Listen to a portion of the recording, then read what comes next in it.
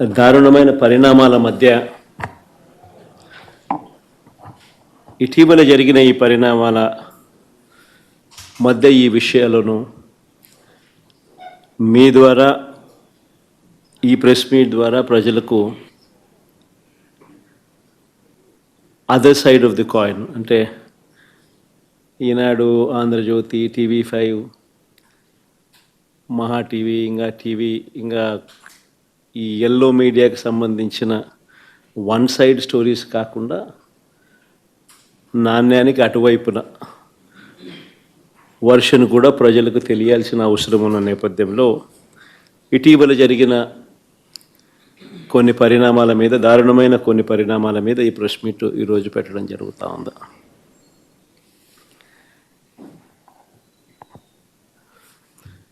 రాష్ట్రంలో ఈరోజు నిజంగా చంద్రబాబు నాయుడు గారి కుట్రల నేపథ్యంలో రెడ్ బుక్ రాజ్యాంగం తాను ఇంప్లిమెంట్ చేస్తూ ఉన్న వైఖరి, పొలిటికల్ గవర్నెన్స్ అన్నది రాష్ట్రంలో చంద్రబాబు నాయుడు గారు టేక్ ఓవర్ చేసుకుని నడిపిస్తూ ఉన్న తీరును, వీటి నేపథ్యంలో రాష్ట్రంలో ఒక భయానక పరిస్థితి ఈరోజు వాతావరణము రాష్ట్రంలో నెలకొని ఉంది. ఈ రాష్ట్రంలో ఈరోజు ప్రజాస్వామ్యం కానీ, చట్టం కానీ, రాజ్యాంగ మునగడ కానీ ఇవన్నీ కూడా ప్రశ్నార్థకంగా మారిన పరిస్థితులు ఈరోజు రాష్ట్రంలో కనిపిస్తూ ఉన్నాయి. రాష్ట్రంలో ఈరోజు ఉన్నది ఒకే ఒక ప్రతిపక్ష పార్టీ. మిగిలినటువన్నీ కూడా చంద్రబాబు నాయుడు గారితో పాటు అధికారం పంచుకొని ఉన్న పార్టీలే. టీడీపీ అయినా, బీజేపీ అయినా, జనసేన అయినా అన్నీ కూడా అధికారంలో భాగస్థులై అధికారంలో ఉన్న పార్టీలు. రాష్ట్రంలో మిగిలి ఉన్నది ఒకే ఒక్క ప్రతిపక్ష పార్టీ, వైఎస్ఆర్ కాంగ్రెస్ పార్టీ. ఈరోజు ప్రజలకు ఏ కష్టం వచ్చినా కూడా పలుకుతా ఉన్న పార్టీ కూడా ఒక వైఎస్ఆర్ కాంగ్రెస్ పార్టీ.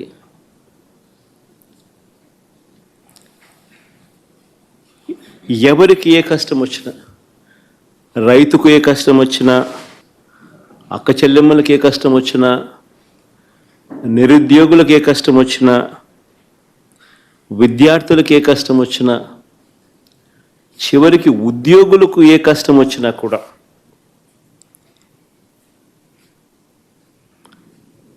ఇదే కాక అధికారం కోసం చంద్రబాబు నాయుడు చేసిన మోసాలు, ఆయన సూపర్ 6, ఆయన సూపర్ 7 సహా 143 హామీలు తానిచ్చి అడ్డగోలుగా ప్రజలను మోసం చేసి అడ్డగోలుగా తాను పరిపాలన చేస్తూ ఉన్న ఈ సంవత్సర కాలంలో తన మోసాలను ఎండకడుతూ తనను ప్రశ్నిస్తూ ఉన్న పార్టీ కూడా ఒకే ఒక్క వైఎస్ఆర్ కాంగ్రెస్ పార్టీ మాత్రమే.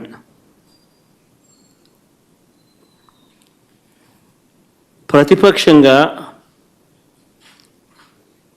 ఒక పార్టీ ఉన్నప్పుడు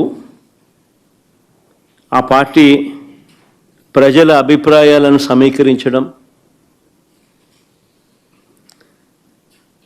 ప్రజలకు సంఘీభావంగా వారితో పాటు గొంతు కలపడం,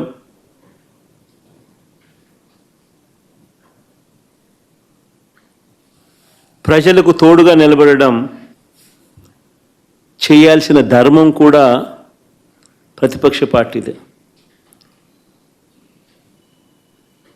వైఎస్ఆర్ కాంగ్రెస్ పార్టీ ఒక్కటే ఇవన్నీ విషయాలలో కూడా ప్రజలకు ఈ సంవత్సర కాలంలో అన్ని రకాలుగా తోడుగా నిలబడింది. ఈ ఏడాది పాలనలో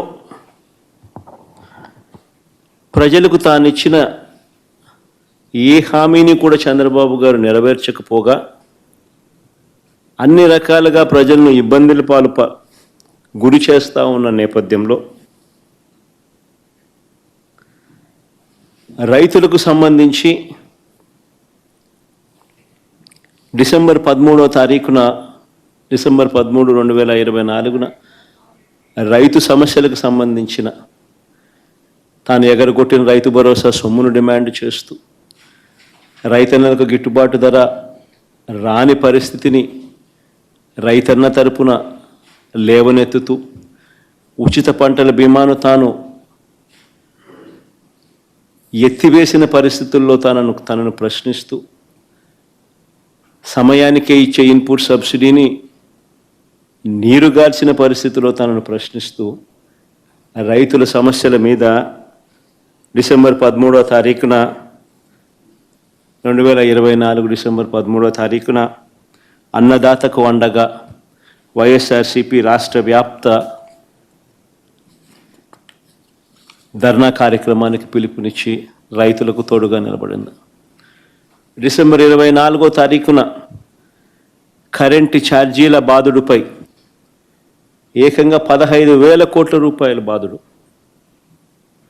ఎన్నికలప్పుడేమో కరెంటు ఛార్జీలు తగ్గిస్తానన్న ఈ పెద్ద మనిషి తగ్గించకపోగా ఎన్నికలు అయిపోయిన తర్వాత ఏకంగా సంవత్సర కాలం తిరక్క మునిపే ఏకంగా 15,000 కోట్ల రూపాయలు కరెంటు ఛార్జీల బాదుడు ఆయన బాదుతూ పోతే ఆ కరెంటు ఛార్జీల మీద నిరసన తెలుపుతూ డిసెంబర్ 24వ తారీఖున పోరుబాట నిర్వహించింది కూడా వైఎస్ఆర్ కాంగ్రెస్ పార్టీ.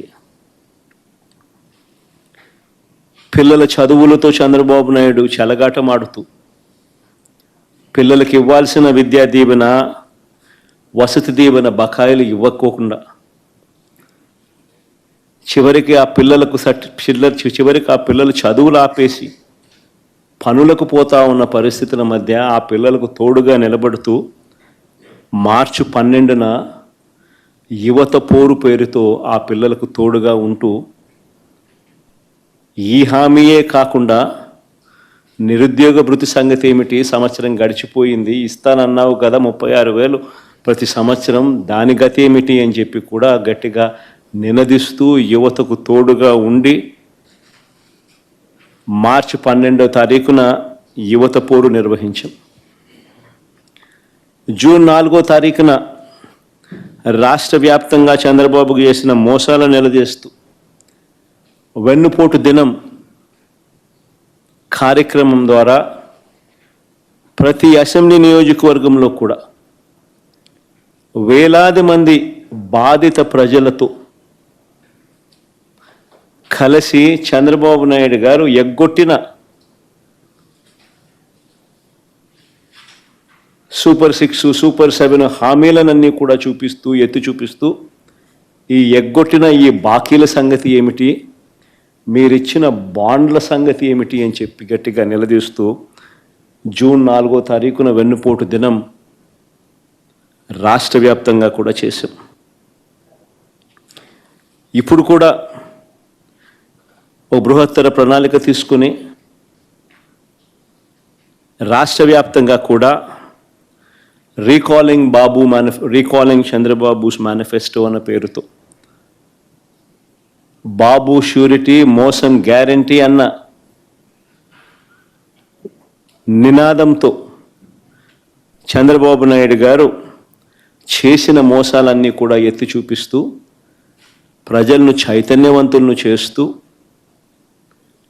చంద్రబాబు నాయుడు గారు ఇచ్చిన బాండ్లను ప్రజలకు మళ్ళీ ఒకసారి వాళ్లకు తెలియజేస్తూ ఆ బాండ్లను తెలుగుదేశం పార్టీ నాయకులకు చూపిస్తూ ఈ సంవత్సర కాలంలో బకాయిలను సంవత్సర కాలంలో వీళ్ళకి ఇవ్వాల్సిన డబ్బులు ఎంత అని వాళ్ళే లెక్కేసుకుని చంద్రబాబు నాయుడు అడిగేట్టుగా గత సంవత్సరాన్ని అడిగేట్టుగా ఈ సంవత్సరం ఎప్పుడు ఇస్తామని చెప్పి నిలదీసేట్టుగా చంద్రబాబు నాయుడు గారి మోసాలను ఎత్తి చూపుతూ ఈ నెల జూన్ 25వ తారీఖున రాష్ట్ర స్థాయిలో నేను స్టార్ట్ చేస్తే నియోజకవర్గ స్థాయిలోనూ అద్భుతంగా ఈ కార్యక్రమం జరిగింది. ఇప్పటికే జిల్లా స్థాయి అయిపోయి ఇప్పుడు మండల స్థాయిలో కూడా జోరుగా ఈ కార్యక్రమం జరుగుతూ ఉంది. జూలై 21వ తారీఖు నుంచి గ్రామ స్థాయిలోకి కూడా ఈ కార్యక్రమాన్ని ప్రతి గ్రామంలో కూడా జరిగేట్టుగా చైతన్యవంతులు చేసేట్టుగా క్యూఆర్ కోడ్ వాళ్ళు డౌన్లోడ్ చేసుకుంటే చంద్రబాబు నాయుడు గారు గతంలో అన్న మాటలు, చంద్రబాబు నాయుడు గారు గతంలో ఇచ్చిన బాండ్లు, చంద్రబాబు నాయుడు గారి మేనిఫెస్టో, ఇప్పుడు చంద్రబాబు నాయుడు గారు చేస్తూ ఉన్న మోసం, చంద్రబాబు నాయుడు గారు ఎంత బాకీ ఉన్నాడు, చంద్రబాబు నాయుడు గారు మనకి ఎంత ఇవ్వాల్సింది అన్న అన్ని వివరాలతో ప్రజలే ఆ క్యూఆర్ కోడ్ను డౌన్లోడ్ చేసుకుని వాళ్ళ ఫోన్లలో ప్రజలే తెలుసుకుని చంద్రబాబు నాయుడు గారిని గ్రామ స్థాయిలో నిలదీసేట్టుగా ప్రజలను చైతన్యవంతులు చేసే కార్యక్రమం చేస్తూ ఉన్నాం. ఇలా మేము చేసే ప్రతి పని కూడా ఒక కాస్ట్ అనేది, ప్రతి పనిలోనూ ఒక కాస్ట్ కనిపిస్తుంది. విశాల ప్రజా ప్రయోజనాలు కనిపిస్తాయి. ప్రజలకు సంబంధించిన ప్రతి అవసరము, ప్రజల తరపున వారికి సంబంధించిన ప్రతి అంశము లేవనెత్తే ఒక విశాల దృక్పథం, విశాల ప్రజా ప్రయోజనం కనిపిస్తుంది.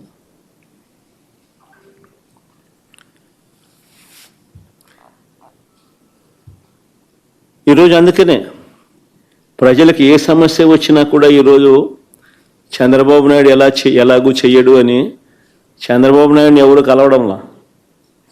ఆయన ఎలాగో కలిసినా వేస్తే ఆయన ఎలాగూ చేయడని ప్రజలకు కూడా బాగా అర్థమైపోయింది. చంద్రబాబు నాయుడు ప్రభుత్వం ఇక పోతా ఉంది, గట్టిగా కళ్ళు మూసుకుంటే మరో 3 సంవత్సరాలలో చంద్రబాబు నాయుడు ఎగిరిపోతాడు, మళ్ళా వచ్చేది వైఎస్ఆర్ కాంగ్రెస్ పార్టీ అని చెప్పి వైఎస్ఆర్ కాంగ్రెస్ పార్టీ తలుపు తడుతూ ఉన్నారు. వాళ్ళకు జరిగిన సమస్యల గురించి చెప్తా ఉన్నారు. ఇది చంద్రబాబు నాయుడు తట్టుకోలేకపోతా ఉన్నాడు. ఇది చంద్రబాబు నాయుడు తట్టుకోలేకపోతా ఉన్నాడు కాబట్టి ప్రతిపక్ష పార్టీని అణచివేయాలని చూస్తూ ఉన్నాడు.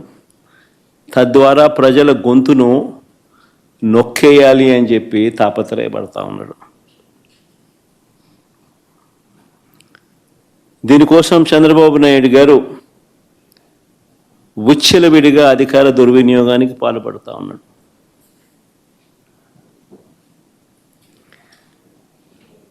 గతంలో పోలీసులు ఎలా ఉండేవాళ్ళు మా ప్రభుత్వ హయాంలో అని అంటే, అత్యుత్తమ పనితీరుతో, గతంలో పోలీసులు మా హయాంలో అత్యుత్తమ పనితీరుతో, సంస్కరణలతో, పీపుల్ ఫ్రెండ్లీ పోలీసింగ్తో తలెత్తుకొని పోలీసులు పనిచేసే పరిస్థితులు గతంలో ఉండేటివి. స్పందన అనే కార్యక్రమం ఉండేది. ఆ స్పందన అనే కార్యక్రమంలో వైఎస్ఆర్ కాంగ్రెస్ పార్టీకి సంబంధించిన వాళ్ళ సమస్యల కన్నా తెలుగుదేశం పార్టీ వారికి సంబంధించిన సమస్యలు ఎక్కువగా పోలీసులు సాల్వ్ చేసేవాళ్ళు, కలెక్టర్లు సాల్వ్ చేసేవాళ్ళు. ఆ రకంగా ఎక్కడా కూడా వివక్ష అనేది చూపకుండా ఎవరికి ఏ సమస్య వచ్చినా కూడా పోలీసింగ్ అనేది కానీ సమస్యలు సాల్వ్ చేయడం కానీ తలెత్తుకొని చేసే పరిస్థితులు గతంలో ఉండేటివి అధికారులకి. ఈరోజు ఆ అధికారుల పరిస్థితి ఏమిటి అని అంటే, చంద్రబాబు నాయుడు గారి మాట ఏ పోలీస్ అధికారైనా కూడా వినకపోతే వాళ్ళ పరిస్థితి ఏమిటి అని అంటే, డీజీ స్థాయిలో ఉన్న అధికారి సైతం, పిఎస్ఆర్ ఆంజనేయులు డీజీ స్థాయి అధికారి, ఈయన మాట వినకపోతే తప్పుడు కేసులు పెట్టి అరెస్ట్ చేశారు. మరో డీజీ స్థాయి అధికారి సునీల్ కుమార్ను, మరో అడిషనల్ డీజీ సంజయ్ను, దళిత ఆఫీసర్లు వీళ్ళంతా, ఇంకొక బీసీ ఆఫీసర్ ఐజీ కాంతి రాణా డిఐజీ ఆయన ఎస్సీ అధికారి విశాల్ గొన్ని, వీరందరిపై తప్పుడు కేసులు పెట్టి సస్పెండ్ చేయించారు. ఎందరో ఎస్పీ స్థాయి అధికారులపై తప్పుడు కేసులు పెట్టి విచారణ పేరుతో వేధిస్తూ ఉన్నారు. వీరు కాక నలుగురు నాన్ క్యాడర్ ఎస్పీలు, ఒక కమాండెంట్ స్థాయి అధికారి, 22 మంది అడిషనల్ ఎస్పీలు, 55 మంది డిఎస్పీలకు పోస్టింగులు లేవు. మరో 6 డిఎస్పీలు, 3 అడిషనల్ కమాండెంట్లు, 2 అసిస్టెంట్ కమాండెంట్లు కూడా హెడ్ క్వార్టర్లో రిపోర్టింగ్ చేయిస్తూ ఉన్నారు.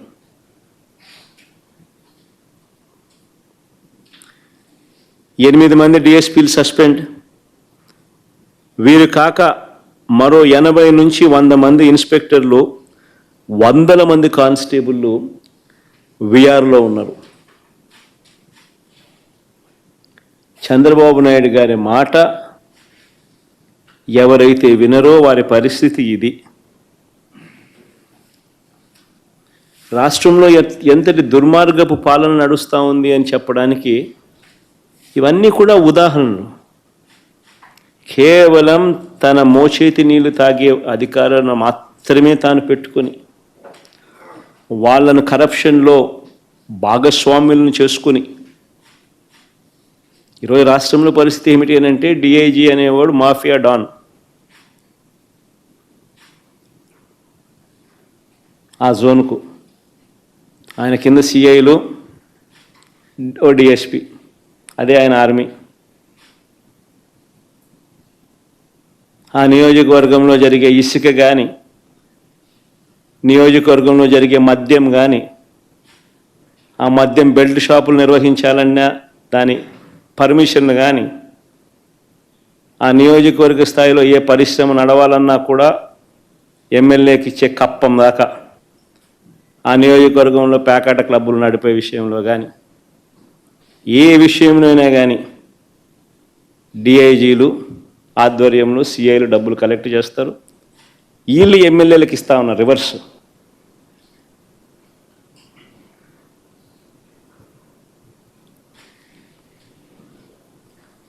సగం వీళ్ళకి ఇస్తూ ఉన్నారు, సగం పైకి పెద్దబాబుకు చిన్నబాబుకు తీసుకొని పోతూ ఉన్నారు. డిఐజీలతో నడిపిస్తూ ఉన్నారు కలెక్షన్ కార్యక్రమాన్ని.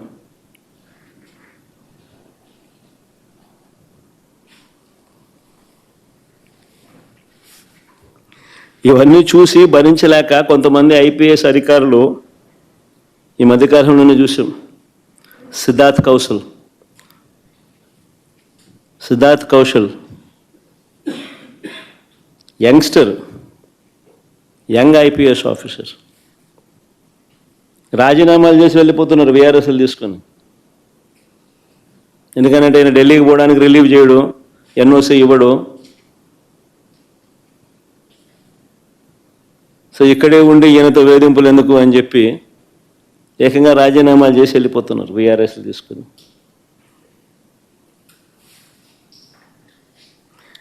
ఏ ప్రభుత్వమైనా గట్టిగా పని చేస్తే, ఏ ప్రభుత్వంలో అయినా పోలీసు వ్యవస్థ అన్నది గట్టిగా ఉంటే నేరాలు చేసేవాళ్ళు రాష్ట్రం వదిలిపెట్టి వెళ్ళిపోతారు.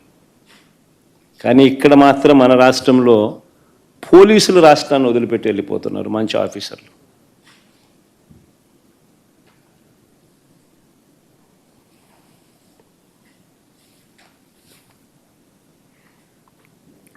నేను అడుగుతా ఉన్నా, చంద్రబాబు నాయుడు గారు ఇన్ని సంవత్సరాలు 45 ఏళ్ళ ఇండస్ట్రీ అంటాడు, ఇన్ని సంవత్సరాల రాజకీయ జీవితం అంటాడు. నేను అడుగుతా ఉన్నా, చంద్రబాబు నాయుడు గారికి రాజకీయ పార్టీకి మౌలికంగా ఉన్న హక్కులు ఏమిటో చంద్రబాబు నాయుడు గారికి తెలియదా అని అడుగుతా ఉన్నా.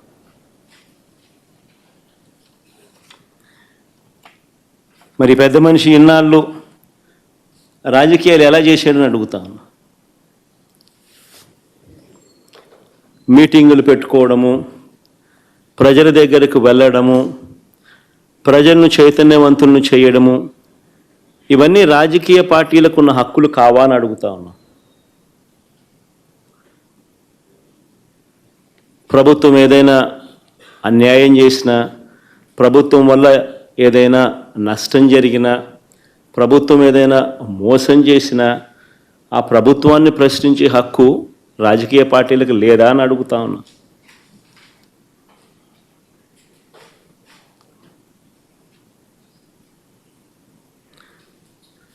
ఈ రాష్ట్రంలో నిజంగా ప్రజాస్వామ్యం అనేది ప్రమాదకర పరిస్థితుల్లో ఉంది. ఇది చెప్పడానికి నిన్నటి గుడివాడ ఘటనే ఒక కళ్ళ ఎదుట కనిపిస్తూ ఉన్న సాక్ష్యం. నిన్న గుడివాడలో అక్కడి స్థానిక జెడ్పీటీసీ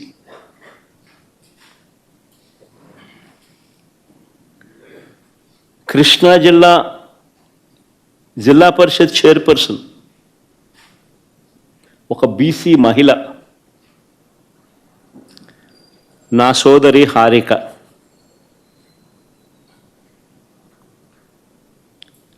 ఈ టీడీపీ సైకోలు అనాలనో, చంద్రబాబు నాయుడు గారి సేడిజంలో భాగస్థులైన సేడిస్టులు అనాలనో కానీ, ఈ టీడీపీ సైకోలు కర్రలతో, రాళ్లతో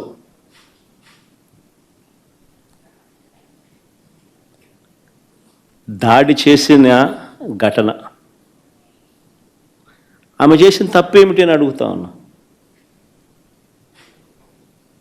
ఆమె చేసిన తప్పేమిటి అని అడుగుతా ఉన్నా. ఎందుకు ఆమె మీద దాడి చేశారు? ఎందుకు దుర్భాషలాడారు? ఎందుకు నోటుకొచ్చినట్టు అనరాని మాటలతో ఆమెను తిట్టారు అని అడుగుతా ఉన్నా. చంద్రబాబు చేసిన మోసాలను నిలదీస్తూ, ఏమైనా అయ్యా నీ సూపర్ 6లు, సూపర్ 7లు, రీకాలింగ్ చంద్రబాబుస్ మేనిఫెస్టో, చంద్రబాబు నాయుడు గారి మేనిఫెస్టోను గుర్తు తెచ్చుకుంటూ అనే కార్యక్రమంలో పాలుపంచుకుంటూ, చంద్రబాబు నాయుడు గారిని ఈ సంవత్సర కాలంలో జరిగిన నష్టం, మా ప్రజలకు, మాకు, మా వాళ్లకు ఇంత నష్టం జరిగింది అని చంద్రబాబు నాయుడు గారిని ప్రశ్నించే ఈ కార్యక్రమం ఏర్పాటు చేస్తే ఆ కార్యక్రమానికి వెళ్తా ఉందాను. తప్పేముంది?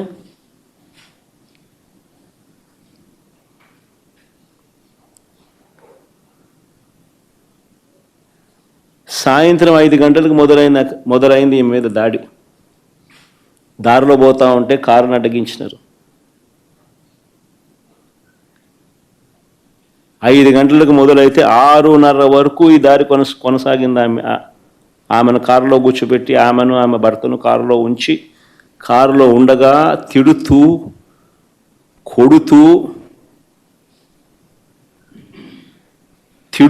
కొడుతూ కారు అద్దాలను ధ్వంసం చేస్తూ, ఆశ్చర్యం ఏంటంటే ఇవన్నీ పోలీసుల సమక్షంలోనే జరుగుతూ ఉన్నాయి. పోలీసులు ప్రేక్షక పాత్ర పోషిస్తూ ఉన్నారు.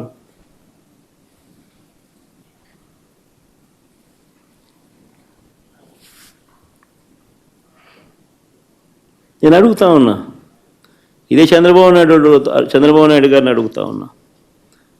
ఒక బీసీ మహిళ, ఆమెకు ఆత్మగౌరవం లేదా? ఇంతమంది కలిసి, ఇంతమంది సైకోలుగా బిహేవ్ చేసి, సేడిస్టులుగా బిహేవ్ చేసి, ఆమెను తిడుతూ, అనరాని మాటలు ఆమెను అంటూ, ఆమె భర్తను, కారులో ఉన్న ఆమెను కారు అద్దాలు పగలు కొడుతూ, పక్కనున్న వాళ్ళను కొడుతూ, దారి కాచి, కారు ఆపి, పోలీసుల సమక్షంలో చేతిలో అధికారులు ఉన్నారు కదా అని చెప్పి, అధికారం ఉంది కదా అని చెప్పి చంద్రబాబు నాయుడు గారు ఏం చేస్తూ ఉన్నారు? ఇది సేడిజం కాకపోతే ఏమిటని అడుగుతా ఉన్నా.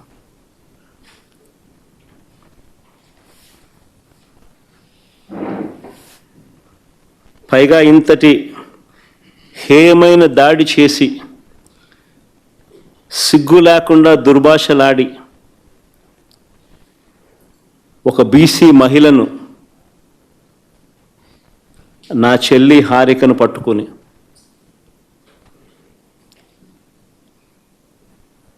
మహానటి అని తెలుగుదేశం వాళ్ళు మాట్లాడుతున్నారు. సిగ్గుండాలి కదా.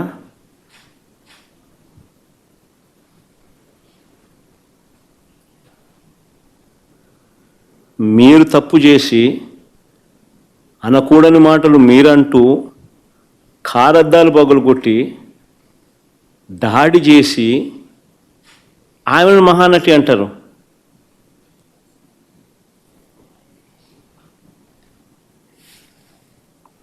నిజంగా మహానటులు ఒకసారి అది కూడా చూడండి, ఒకసారి వీడియో క్లిప్పింగ్ కూడా ఒకసారి చూడండి ఒకసారి.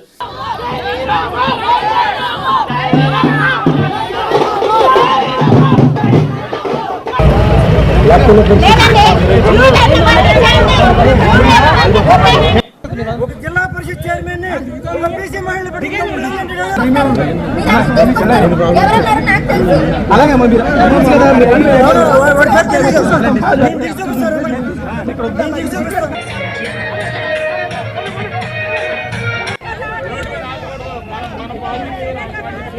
ఆశ్చర్యం నిజంగా.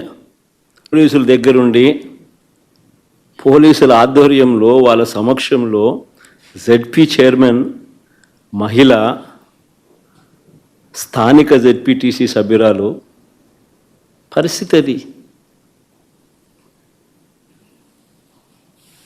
మళ్ళీ మహానటి అని చెప్పి రివర్స్ ఆమెను అంటారు. ఎవరు మహానటులు? దానవీర సూరకర్ణ కన్నా గొప్పగా యాక్టింగ్ చేస్తూ ఉన్నాడు చంద్రబాబు నాయుడు. ఎన్టీఆర్ ఎక్కడికి ఎరగారా లైవ్ యాక్షన్ ముందు. ఈ ఘటనలో నాగార్జున యాదవ్ అనే మరో జెడ్పీటీసీ భర్తను కూడా కొట్టారు దారుణంగా.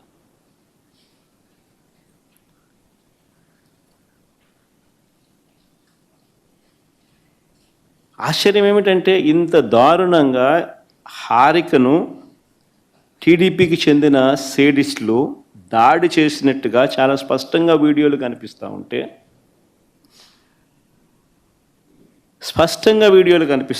ఇప్పటి వరకు ఎంతమంది మీద కేసులు పెట్టారు? ఇప్పటి వరకు ఎంతమందిని అరెస్ట్ చేసినారు?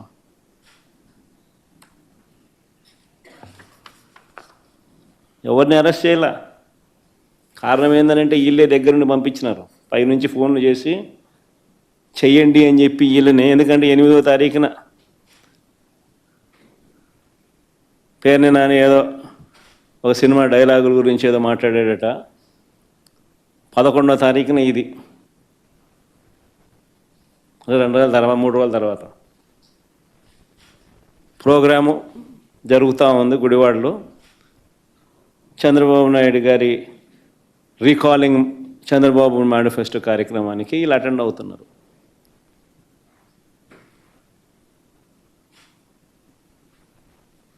పథకం బన్ని దారి గాసి పోకమునిపే దారిలో ఏం చేస్తూ ఉండరు. ఆశ్చర్యం ఏంటంటే కళ్ళ ముందర కనిపిస్తూ ఉన్న ఈ వీడియోని పక్కన పెట్టి హారిక భర్త రాముపై తప్పుడు కేసు పెట్టినారు. హారిక భర్త రాము తన కారుతో గుద్దాడని. మీరే ఇంతకుముందు వీడియోలు చూశారు. హారిక అండ్ రాము వెనక సీట్లో కనిపిస్తూ ఉన్నారు. ముందర సీట్లో కాదు, వెనక సీట్లో కూర్చొని ఉన్నారు వాళ్ళిద్దరు. హారిక జెడ్పీ చైర్మన్ అంటే గవర్నమెంట్ కారు, అది డ్రైవర్ గవర్నమెంట్ డ్రైవరు, గవర్నమెంట్ ఉద్యోగి, గవర్నమెంట్ కారు తోలుతూ ఉన్నారు. గవర్నమెంట్ కారులో గవర్నమెంట్ ఉద్యోగి తోలుతూ ఉన్న కారులో వీళ్ళు వెనకాల సీట్లో కూర్చొని ఉన్నారు. రాము గుద్దాడు అని చెప్పి కేసు, రాము మీద తప్పుడు కేసు.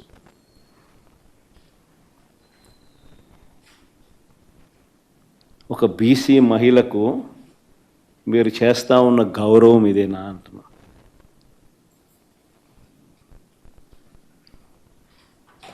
మళ్ళీ వీళ్ళు బీసీల గురించి మాట్లాడతారు. సిగ్గుండాలి, ఏడన పోయి దుంకి సావాలి వీళ్ళంతా పోయి.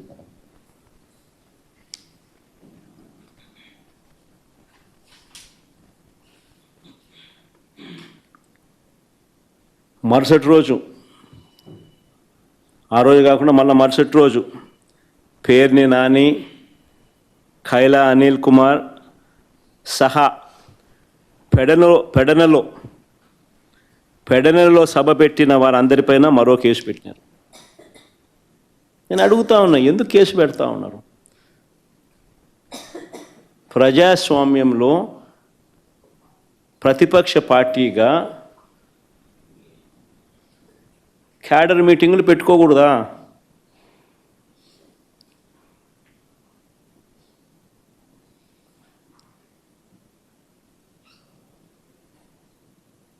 చంద్రబాబు నాయుడు గారు చేసిన మోసాలను ఆ క్యాడర్ మీటింగ్లో ప్రస్తావిస్తూ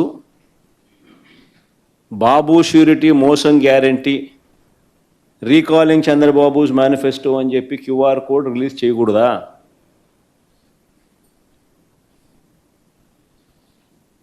అడుగుతా ఉన్నా. ప్రజాస్వామ్యంలో ఉన్నామా లేమా అని అడుగుతా ఉన్నా.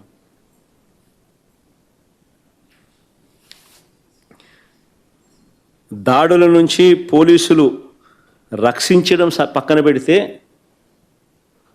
పోలీసుల సమక్షంలోనే దాడులు జరుగుతూ ఉన్నది కంటికి కనిపిస్తూ ఉంటే, ఇది సరిపోదు అన్నట్టుగా దగ్గరుండి పోలీసులే తప్పుడు కేసులు పెడతా ఉన్నారు బాధితులపై.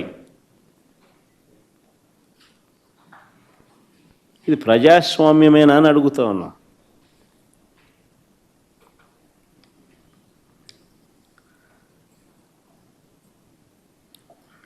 చంద్రబాబు నాయుడు గారు చేసే ప్రతి పని కూడా టాపిక్ డైవర్ట్ చేసే ఆలోచనలతోనే చేస్తాడు. నా పర్యటనలో కూడా, ఈ మధ్య జరిగిన నా పర్యటనలు కూడా మీరు గమనిస్తే, నా ప్రతి పర్యటన కూడా టాపిక్ డైవర్ట్ చేసేందుకు ఉద్దేశపూర్వకంగా తానే గందరగోళాన్ని సృష్టించడం, ఉద్రిక్తతలను తానే రెచ్చగొట్టే కార్యక్రమం చేయడం కోసం ప్రయత్నం చేయడం, ఇలాంటి కుట్రలే కనిపిస్తాయి. నా పర్యటన అయిపోయిన తర్వాత పోలీసుల ద్వారా చంద్రబాబు నాయుడు గారి దగ్గరుండి తప్పుడు కేసులు పెట్టించడం, ఇవన్నీ కూడా దీనికి ఉదాహరణలే. మిర్చి ధరలు దారుణంగా పడిపోయిన నేపథ్యంలో ఫిబ్రవరి 19వ తారీఖున గుంటూరు మిర్చి యార్డుకి నేను వెళ్ళాను. గత ఏడాది, అంటే మా ప్రభుత్వ హయాంలో గత ఏడాది క్వింటాల్ మిర్చి ధర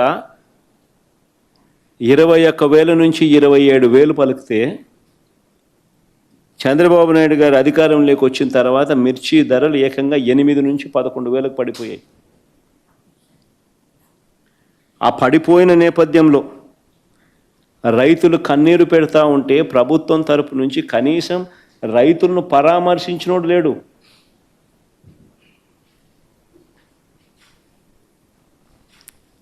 ఆ రైతులకు తోడుగా సంఘీభావంగా మద్దతిస్తూ ఆ మిర్చి యార్డుకు పోయింది జగనే. అదేమన్నా తప్ప అని అడుగుతా ఉన్నా. అలా పోయినందుకు పోలీసును సహకరించద్దు అని చెప్పి జెడ్ ప్లస్ కేటగిరీ సెక్యూరిటీ గ్రహీత అయిన నాకు పోలీసును విత్డ్రా చేసినాడు. అంటే ఆయన 3 వచ్చినప్పుడు police Z plus category security ఇస్తాడు, ఆయన 3 రానప్పుడు జెడ్ ప్లస్ కేటగిరీ సెక్యూరిటీని విత్డ్రా చేసుకుంటాడు.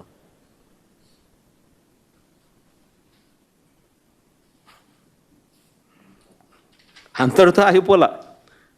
చంద్రబాబు ఆదేశాలతో ఆ రోజు ఒక్క పోలీసు కూడా సహకరించకపోగా తిరిగి మాపైన కేసు పెట్టినారు.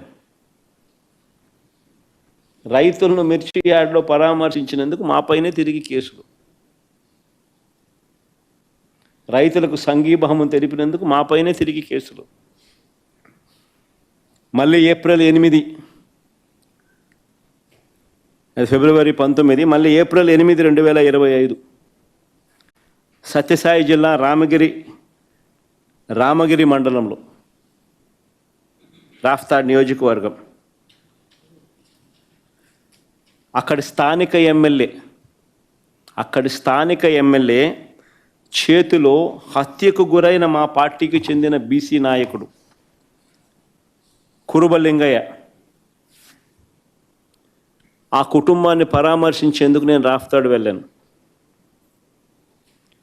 హెలిప్యాడ్ వద్ద సరైన భద్రత లేదు. జనం తాకిడితో హెలిప్యాడ్ విండ్షీల్డ్ దెబ్బతినింది. తిరిగి మనపైనే తప్పుడు ప్రచారం చేశారు.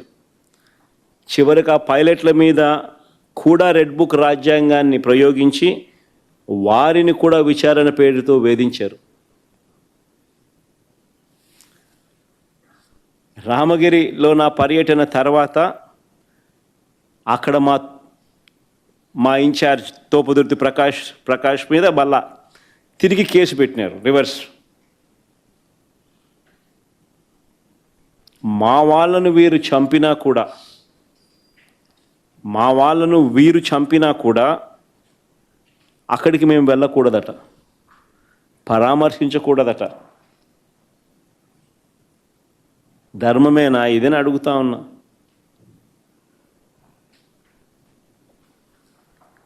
జూన్ 11న ప్రకాశం జిల్లా పొదిలి ధర లేక ఇబ్బంది పడతా ఉన్న పొగాకు రైతులను వారికి సంఘీభావంగా పొదిలికి నేను పోయిన. పొగాకు రైతు హైగ్రేడు గత సంవత్సరం 360 రూపాయలు ఉంటే ఏకంగా 220 రూపాయలకు పడిపోయింది.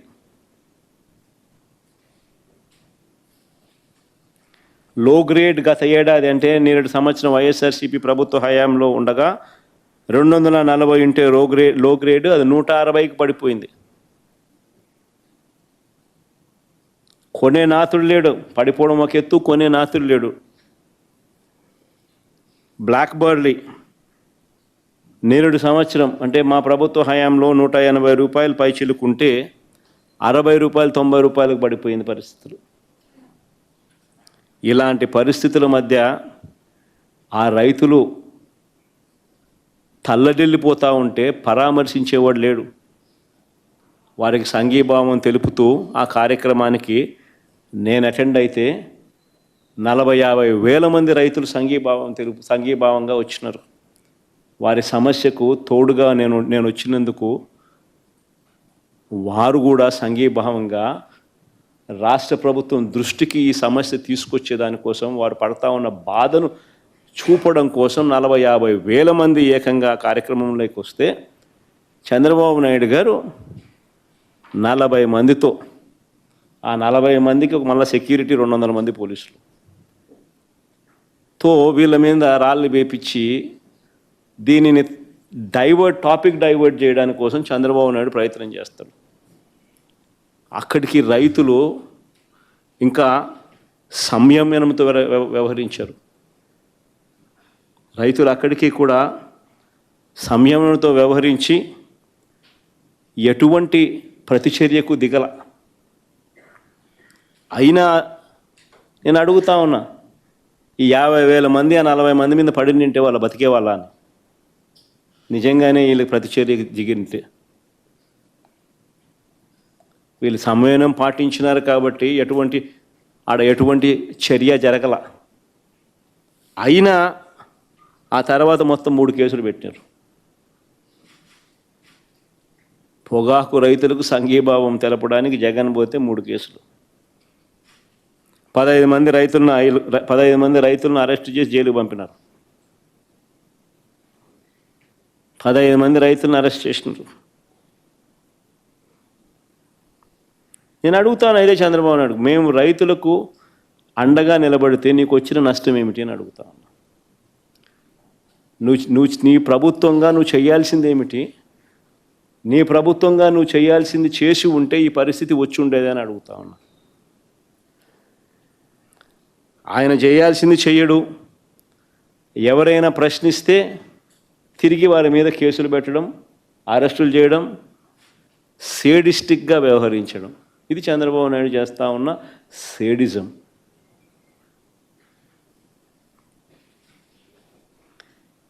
గత ఏడాది పోలీసులు వేధింపులకు గురై ఆత్మహత్య చేసుకున్న మా పార్టీ నాయకుడు కుటుంబాన్ని పరామర్శించేందుకు జూన్ 18వ తారీఖున పల్నాడు జిల్లా సత్తెనపల్లి నియోజకవర్గంలోకి రెంటపాల గ్రామానికి నేను వెళ్ళా. ఆ ప్రోగ్రాంకు చంద్రబాబు నాయుడు గారు చేసిన రభస అంతా ఇంత కాదు. నాకు ఆశ్చర్యం అనిపించింది అసలు చంద్రబాబు నాయుడు గారిని చూసినప్పుడు, ఆలోచన చేసి చూసినప్పుడు. నా కార్యక్రమానికి ఎవరిని రాకుండా అడ్డుకునే ప్రయత్నం ఆశ్చర్యం అనిపించింది. వస్తే ఈయనకి బాధ ఏమిటి అని.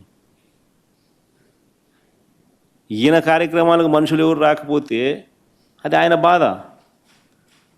ఎందుకు మనుషులు ఆయన కార్యక్రమానికి రావడం లేదంటే దానికి కారణం ఆయన చేసిన మంచి ఏది లేదు కాబట్టి. దాన్ని సరిదిద్దుకోకుండా ఆయనకు వ్యతిరేకత చూపిస్తూ, ఆయన మీద వ్యతిరేకత కనిపిస్తూ వేల మంది ఇటువైపున కార్యక్రమాలకు అటెండ్ అవుతా అంటే ఈయనకేం బాధ అని అడుగుతా ఉన్నా.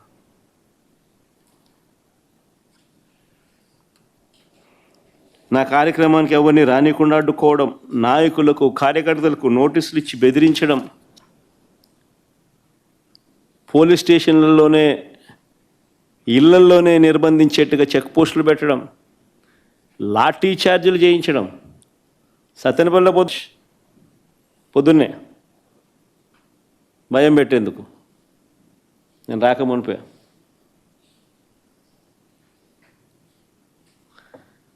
కార్యక్రమానికి పోలీసులు భద్రత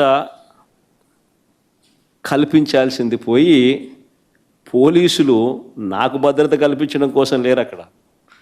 పోలీసులు నా కార్యక్రమానికి ఎవరు రాకుండా చూసుకునే దానికోసం పోలీసులను పెట్టినారు.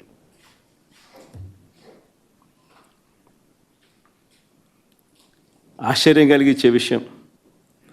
తర్వాత 5 కేసులు నమోదు చేశారు ఆ కార్యక్రమం అయిపోయిన తర్వాత.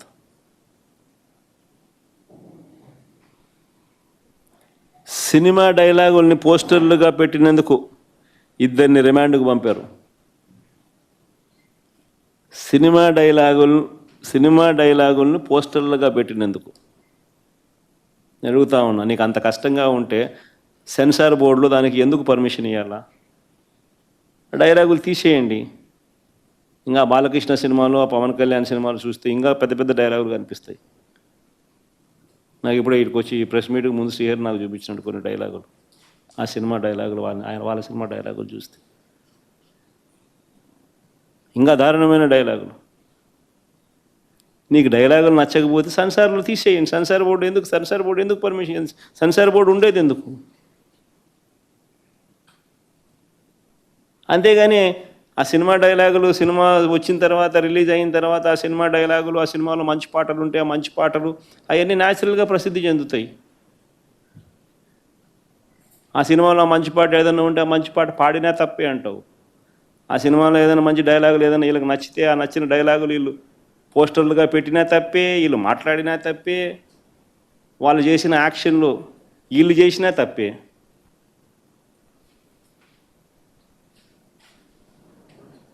వాళ్ళు ఇలా అన్నా తప్పే, వాళ్ళు ఇలా అన్నా తప్పే. ఎందుకు మరి సినిమాలు ఎందుకు తీస్తున్నారు స్వామి? మీరు ఆపేసేయండి, మూసేయండి. ప్రజాస్వామ్యంలో ఉన్నామా లేదా అన్నది నిజంగా ఆలోచన చేసుకోవాలి మనం అంతా. ఇలాగొచ్చే నష్టపోయింది. అదే సినిమా డైలాగ్ రాసుకున్నాడు, పాట పాడితే పాడినాడు, డైలాగులు కొడితే కొట్టినాడు. ఇలాగొచ్చే నష్టమైంది అంటాను నేను. గుమ్మడికాయలు దొంగంటే భుజాలు తడుముకున్నట్టుగా ప్రతిదీ కూడా వాళ్ళు ఏమన్నా కానీ నిన్నే అన్నట్టుగా నువ్వెందుకు బాధపడతా ఉన్నావు?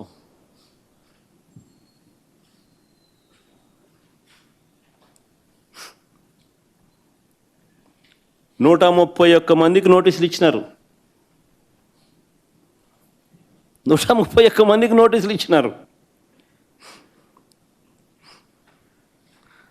సినిమా డైలాగులను పోస్టర్లుగా పెట్టినందుకు 2 రిమాండ్కి పంపించినారు. 131 మందికి నోటీసులు ఇచ్చినారు. చంద్రబాబు గారి పేరు ఎవరు చెప్తే వారిలో ఒక్కొక్కరిని పిలిపించుకోవడం, రోజంతా కూర్చోబెట్టుకోవడం, వేధించడం. ఛార్జ్షీట్లు గమనిస్తే అండ్ అదర్స్ అని చెప్పి ఖాళీగా వదిలిపెడతారు. అంటే వాళ్ళకి నచ్చినోని ఇన్స్టాల్మెంట్ బేసిస్ కింద ఎప్పుడు కావాలంటే అప్పుడు ఇరికిచ్చేదానికోసం. స్థానిక ఎలక్షన్లు కానీ ఇంకొక ఎలక్షన్లు కానీ వచ్చినప్పుడు వీళ్ళ అదర్స్లు అందరినీ కూడా జాయిన్ చేయించేసేస్తారు. చేయించి వీళ్ళందరినీ ఎలక్షన్ల ముందు ఎత్తడం. ఎందుకు ఇంత కుట్రలు చేస్తూ ఉండరు? ప్రజాస్వామ్యంలో మంచి చేసి ప్రజల మనసులను గెలుచుకొని పాలన చేయాలి. అది సత్తా. అలా చేసి నువ్వు ఇలా అను, అలా చేసి నువ్వు ఇలా అను, అది సత్తా. అంతే తప్ప నువ్వు అన్యాయమైన పాలన చేస్తూ నిన్ను ఎవడైనా ప్రశ్నిస్తే ఆడిట్టన్నాడు, వీళ్ళిట్టన్నారు, వాళ్ళు అట్ట మాట్లాడారు, ఇట్ట మాట్లాడాడు అని చెప్పి తోసేయడం, స్టేషన్లో పెట్టడం. ఏమిటి ఇది?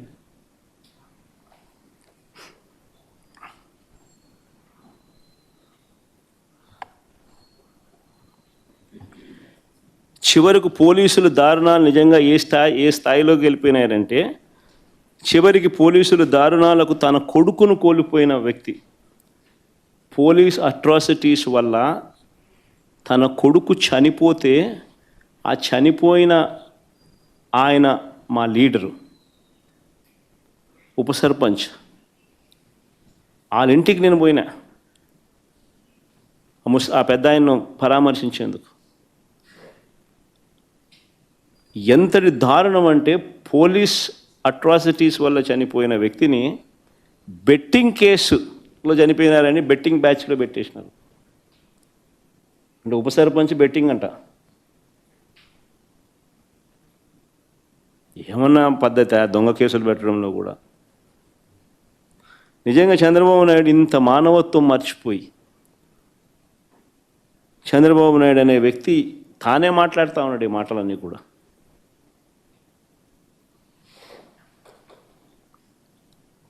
మరో ఉదాహరణ, ధరలు లేక తీవ్ర కష్టాల్లో మామిడి రైతులుంటే, తీవ్రమైన కష్టాల్లో మామిడి రైతులుంటే, మామిడి రైతులకు సంఘీభావంగా జూలై 9వ తారీఖున చిత్తూరు జిల్లా బంగారుపాలెం నేను వెళ్ళా. ఇదే మామిడి రైతుల పరిస్థితి గత సంవత్సరం వైఎస్ఆర్సీపీ ప్రభుత్వం ఉన్నప్పుడు, గత సంవత్సరం తోతాపురి మామిడి గత సంవత్సరం 25 నుంచి 29 రూపాయలు కేజీ. ఈ సంవత్సరం చంద్రబాబు నాయుడు ముఖ్యమంత్రి అయిన తర్వాత పరిస్థితి ఏమిటి అంటే 2.5-3 రూపాయలకు పడిపోయిన పరిస్థితులు.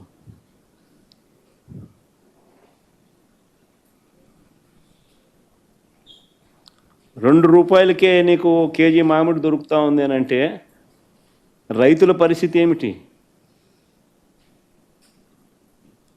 మామూలుగా మే నెల 10-15 తారీఖున తెరవవలసిన ఫ్యాక్టరీలు, ప్రాసెసింగ్ ఫ్యాక్టరీలను జూన్ 2వ వారం 3వ వారం అయినా కూడా తెరవాల. జూన్ 2వ వారం 3వ వారంగా తెలుస్తుంది, ఒక నెల ఆలస్యంగా. ఆ నెల ఆలస్యంగా తెరవడం వల్ల పంట ఒకేసారి మార్కెట్లోకి వచ్చింది. సప్లై ఎక్కువ కావడంతో రేటు పడిపోయింది. రేటు పడిపోవడంతో రైతు నష్టపోయినాడు. ఇది జరిగిన వాస్తవం. తప్పిదం ఎవరిది? మ్యాన్ మేడ్ ఎర్రర్ కాదా ఇది? చంద్రబాబు నాయుడు తనకు సంబంధించిన బెనామీలు, తనకు సంబంధించిన గల్లా ఫుడ్సు, శ్రీని ఫుడ్సు, తనకు సంబంధించిన తన బెనామీలకు, తన వాళ్ళకు సంబంధించిన ఫుడ్ ఫ్యాక్టరీలకు మేలు చేసేందుకు కోసం కాదా చేసింది ఇదంతా? దళారీల వ్యవస్థ మేలు చేసేందుకు కాదా ఇదంతా చేస్తూ ఉన్నది?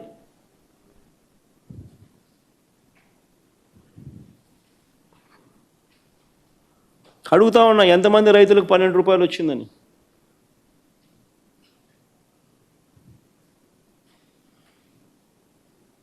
అసలు 12 రూపాయలు అనేది అతి తక్కువ ధర. లాస్ట్ ఇయర్ 25-29 రూపాయలకు అమ్మితే, కర్ణాటకలో 16 రూపాయలకు సెంట్రల్ గవర్నమెంట్ కొనుగోలు చేస్తూ ఉందని చెప్పి అక్కడ కేంద్ర మంత్రి లేఖ రాస్తే సెంట్రల్ గవర్నమెంట్ విల్లింగ్నెస్ తెలిపితే, నువ్వు ఇక్కడ 12 రూపాయలు అని చెప్పి నువ్వు సిగ్గు లేకుండా చెప్తావు. ఆ 12 అయినా వచ్చిందా ఎంతమందికి వచ్చిందంటే అది లేదు. 2,20,000 ఎకరాలు, 6.5 లక్షల పంట, 6.5 లక్షల టన్నుల పంట, 76,000 కుటుంబాలు.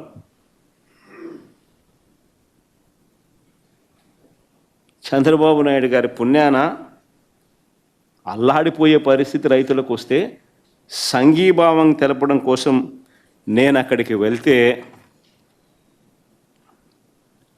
తప్ప అని అడుగుతా ఉన్నది, నేరమా అని అడుగుతా ఉన్నా చంద్రబాబు నాయుడు.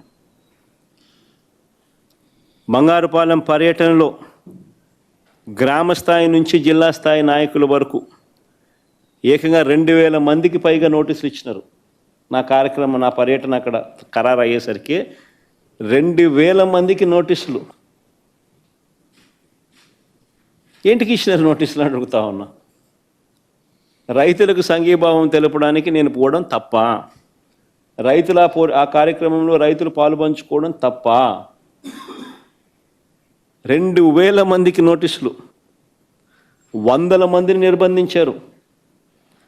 3 ఎస్పీలు, 9 మంది డిఎస్పీలు, 2,000 మంది పోలీసులు, చెక్ పోస్టులు.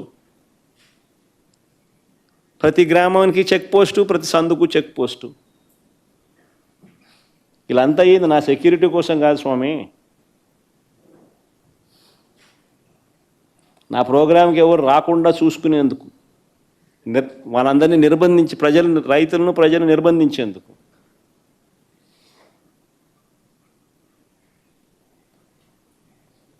చివరికి పెట్రోల్ బంకులకు కూడా నోటీసులు. పెట్రోల్ పోస్తే బైకులకు పెట్రోల్ పోయకూడదని. అయినా కూడా కడుపు మండిన రైతులు వేలాదిగా తరలివచ్చారు.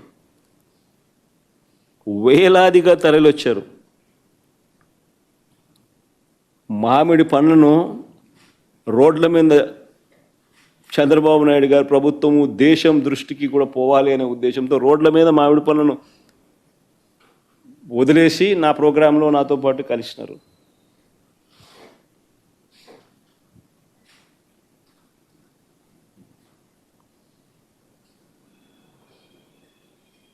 ఆ ప్రోగ్రాముకు పోయినందుకు 5 కేసులు పెట్టినారు.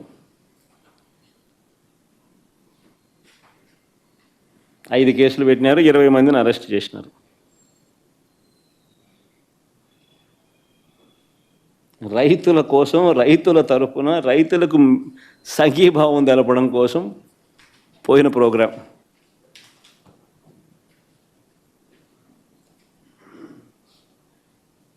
ఇదేం నేరం అన్నట్టుగా రైతులను, ప్రతిపక్షాన్ని పట్టుకొని రౌడీ షీటర్లుగాను, అసాంఘిక శక్తులుగాను, దొంగలుగాను వక్రీకరించి చిత్రీకరించే ప్రయత్నం చేస్తూ ఉన్నారు. ఆ ఈనాడు పేపర్ చూస్తే అది పేపరా, టాయిలెట్ పేపరా? అదే టాయిలెట్ పేపర్కు ఎక్కువ, టిష్యూ పేపర్కు తక్కువ. పేపర్ పట్టిన పీడ. రైతులందరూ ఆనందంగా కేరింతలు కొడుతున్నారంట, బ్రహ్మాండంగా రైతులకు రేటు ఉంది. రైతులకు రేటు లేక వాళ్ళు ఇబ్బందులు పడుతూ ఉంటే, రైతులకు రేట్లు రాకనే నువ్వు 12 రూపాయలు డిక్లేర్ చేసినావు, 4 రూపాయలు నువ్వు రాష్ట్ర ప్రభుత్వం నుంచి ఇవ్వాలని చెప్పి నువ్వు అట్లీస్ట్ ప్రకటన ఇచ్చినావు, ఇచ్చిన కథ దేవుడు ఎరుగు, కానీ ప్రకటన అయితే చేసినావు. రేట్ లేకనే కదా. కానీ మళ్ళీ ఈనాడు రాస్తాడు, బ్రహ్మాండమైన రేట్లతో రైతులు కేరింతలు కొడుతున్నారంట. ఇన్ఫ్యాక్ట్ రైతులందరూ మామిడి పన్ను నా మీద ప్రొటెస్ట్తో చేసినారని రాస్తున్నాడు. ఏమన్నాడు ఈయన? పేపర్ పట్టిన పీడనా అదేమన్నా? వాళ్ళు పాపం మామిడి పనులు రైతులు రోడ్డు మీద చేసి నా కార్యక్రమంలో పాలు పంచుకున్నారు. ఇన్ఫ్యాక్ట్ వాళ్ళు రైతులు మామిడి పనులు రోడ్ల మీద వేసినందుకు వాళ్ళ మీద కేసులు పెట్టారు.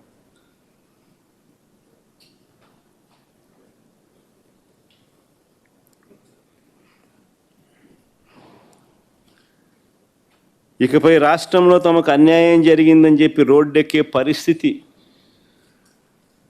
ఏ ఒక్క రైతుకు ఉండకూడదు అని,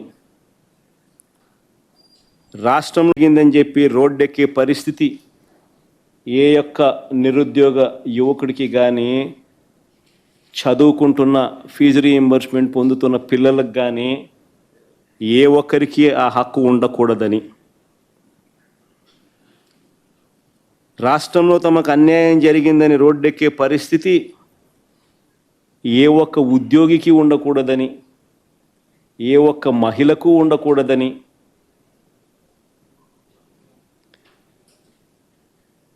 తాను ఎన్నికలప్పుడు ఇచ్చిన హామీలను, సూపర్ 6లను, సూపర్ 7ను సహా 143 హామీలను తాను నెరవేర్చేశానని, ప్రజలందరూ ఆనందంగా కేరింతలు కొడుతున్నారని మాత్రమే భావించాలట. అది చంద్రబాబు నాయుడు ఉద్దేశం. లేదు, కాదు, కుదరదు, ఇది మోసము, అన్యాయము అని ఎవరైనా ప్రశ్నిస్తే తప్పుడు కేసులు, తప్పుడు వాంగ్మూలాలు, వెంటనే వక్రీకరణలు. అసలు నిజంగా పాలకుడు అని చెప్పుకోవడానికి చంద్రబాబు నాయుడు అనే వ్యక్తికి సిగ్గుండాలి. పత్రికలు, టీవీలు అని చెప్పుకునేదానికి ఈ ఎల్లో మీడియాకు సిగ్గుండాలి.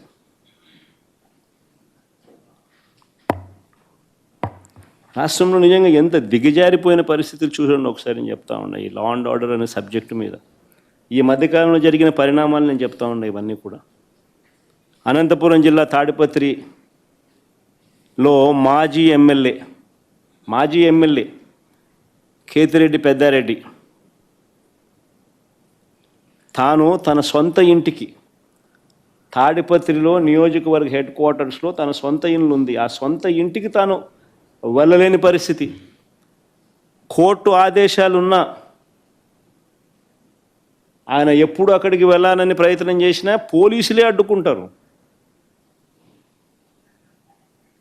ఆడు సిఐ గన్ను కూడా చూపిస్తాడు. ఆ గన్ను చూపించే ఫోటో చూపించమో సరే.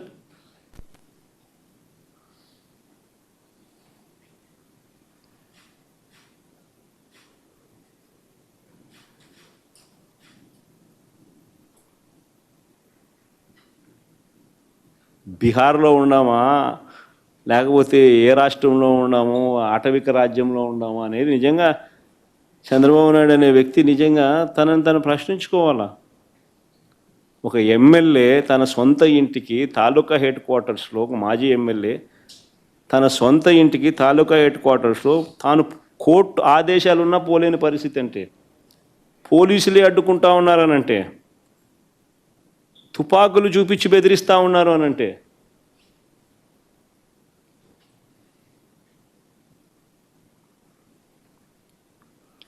ఆరు సార్లు ఎమ్మెల్యేగా పనిచేసిన నల్లపురెడ్డి ప్రసన్న కుమార్ రెడ్డి, 6 సార్లు ఎమ్మెల్యే ఆయన నల్లపురెడ్డి ప్రసన్న కుమార్ రెడ్డి, 6 సార్లు తాను ఎమ్మెల్యే.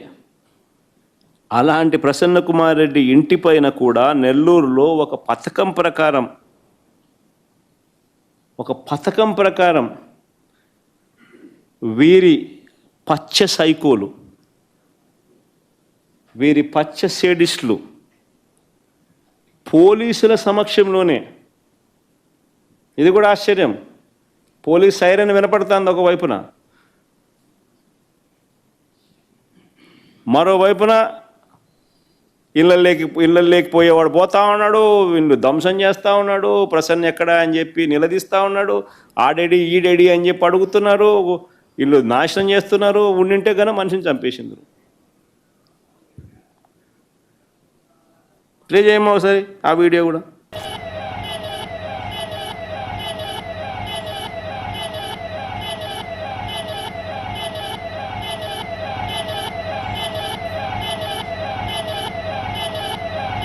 అదే పోలీస్ వాహనం. నిజంగా అదృష్టవశాత్తు ప్రసన్న ఇంట్లో లేడు. అదృష్టవశాత్తు ప్రసన్న ఇంట్లో లేడు. ఒకవేళ ప్రసన్న ఇంట్లో ఉండుంటే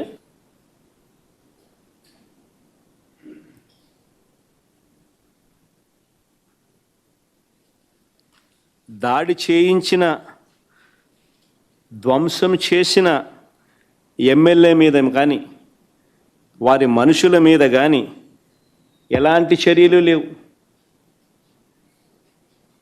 ఎలాంటి అరెస్టులు లేవు.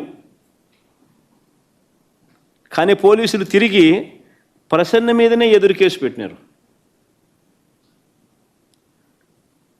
బాధితుడి మీదనే తిరిగి ఎదురు కేసు. పోలీసులు సమక్షంలోనే ఇవన్నీ జరుగుతాయి. పోలీసులు చూస్తూ ఊరుకుంటారు. ఒక అరెస్టు ఉండదు, తర్వాత ఎటువంటి చర్యలు ఉండవు. తిరిగి మళ్ళీ ఎదురు కేసులు, బాధితుల మీదనే ఎదురు కేసులు. నేను అడుగుతాను, ఈ రాష్ట్రంలో ఎవరికి రక్షణ ఉన్నట్టు అని అడుగుతా ఉన్నా. ఇది సేడిజం కాదా అని అడుగుతా ఉన్నా, పైశాచికత్వం కాదా అని అడుగుతా ఉన్నా. చంద్రబాబు గారు రాజకీయ కుట్రలతో ఈ రాష్ట్రంలో ఒక దుష్ట సాంప్రదాయాన్ని తీసుకొచ్చాడు చంద్రబాబు నాయుడు. దాన్ని కొనసాగిస్తూ ఉన్నాడు. ఒక కేతిరెడ్డి పెద్దారెడ్డి విషయమే కాదు,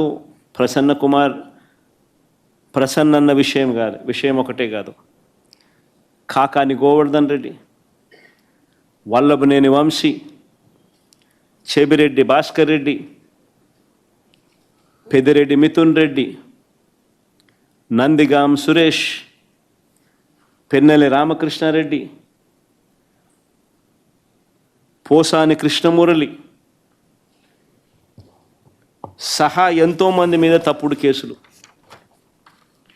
వీళ్ళే కాకుండా 70 ఏళ్ళ వృద్ధుడైన సీనియర్ జర్నలిస్ట్ కొమ్మినేని శ్రీనివాసరావుతో సహా కృష్ణమోహన్ రెడ్డి, ధనుంజయ రెడ్డి లాంటి తమ జీవితంలో ఏ రోజు కూడా మచ్చలేని రిటైర్డ్ అధికారులు వీళ్ళు. వాళ్ళ కెరియర్ మొత్తం మీద. ఇలాంటి వాళ్ళను కూడా ఇంకా వీరి కాక ఎంతోమంది అమాయకుల మీద ఈరోజు తప్పుడు కేసులు పెట్టి ఇరికిస్తూ ఉన్నారు. అన్ని కేసులకు ఒకే మోడస్ ఆపరాండి. ఆ మోడస్ ఆపరాండి ఏమిటి అంటే తప్పుడు వాంగ్మూలాలు. ఇలా కావాల్సిన వాంగ్మూలం వీళ్ళు చెప్పిన ప్రకారం తప్పుడు వాంగ్మూలాలు ఎవడో ఒక దగ్గర తీసుకోవడం, అని ప్రలోభ పెట్టడమో భయపెట్టడమో ఏదో చేయడం, ఆ దగ్గర తప్పు వాంగ్మూలము వాళ్ళ దగ్గర నుంచి తీసుకోవడము, ఇలా కావాల్సిన వర్షన్, దాని ఆధారంగా ఇష్టం వచ్చినట్లు అరెస్టులు. ఇదే మోడస్ ఆపరాండి. ఈ దేశంలో ఎవరినైనా అరెస్ట్ చేయొచ్చు అని చంద్రబాబు నాయుడు చూపిస్తూ ఉన్నాడు. మోడీనైనా అరెస్ట్ చేయొచ్చు, అమిత్ షానైనా అరెస్ట్ చేయొచ్చు. No exemptions. కావాల్సిందల్లా ఎవడో ఒకడు బీజేపీ పార్టీ నుంచి ఒకరిని కండవా కప్పి తెలుగుదేశం పార్టీలోకి తీసుకోవడము, వాడితో మోడీ నాతో ఎన్ని చేయించినాడు అని చెప్పించడం, మోడీ మీద కేసు పెట్టడం, అంతే. మోడస్ ఆపరాండి ఇది, అంతే. ఎవడి మీదైనా కానీ ఇదే మోడస్ ఆపరాండి. నేను అడుగుతా ఉన్నా, ఇదే సాంప్రదాయం ఇది వైఎస్ఆర్ కాంగ్రెస్ పార్టీ అధ్యక్షుడి పైన అయినా సరే, మా పార్టీకి చెందిన గ్రామ స్థాయి నుంచి రాష్ట్ర స్థాయి వరకు ఉన్న నాయకులపైన అయినా సరే, చివరకు సోషల్ మీడియా కార్యకర్తల పైన అయినా కూడా ఇవే సేమ్ మోడస్ ఆపరండి. తప్పుడు ఫిర్యాదులు, తప్పుడు వాంగ్మూలాలు, తప్పుడు సాక్ష్యాలతో కేసులు పెట్టడం, ఇంకా పెడుతూనే ఉన్నారు. ఇదే సాంప్రదాయం నేను అడుగుతా ఉన్నా. ఇదే సాంప్రదాయం రేపు మా ప్రభుత్వం వచ్చిన తర్వాత దెబ్బలు తిన్న వీళ్ళు, దెబ్బ తగిలిన వీళ్ళు, దెబ్బలు తిన్న వీళ్ళు ప్రతిచర్యగా వీళ్ళు కూడా ఇదే చేయడం మొదలెడితే మీ పరిస్థితి ఏమిటి అని చెప్పి నేను అడుగుతా ఉన్నా తెలుగుదేశం పార్టీని. చంద్రబాబు నాయుడు గారు వేసిన విత్తనం, తప్పుడు విత్తనం చెట్టు అవుతుంది. తప్పుడు సాంప్రదాయంగా మానకపోతే ఎవరి చేతుల్లోనూ ఉండదు వ్యవస్థ.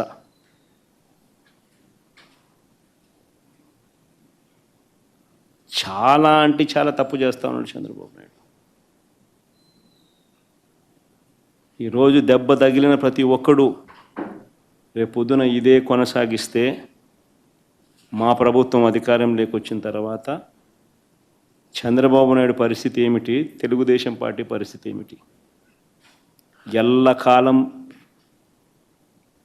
ఇవే రోజులు ఉండవు. ఈరోజు పైన మీరున్నారు, మళ్ళీ 4 ఏళ్ళకు 3 ఏళ్ళకు కిందికి మీరు వస్తారు, మేము పైకి పోతాం.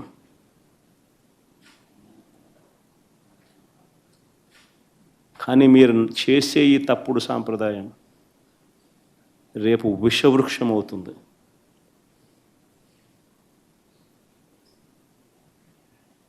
నేను చెప్పినా కూడా మా వాళ్ళు రేపు పొద్దున వినే పరిస్థితి ఉండదు.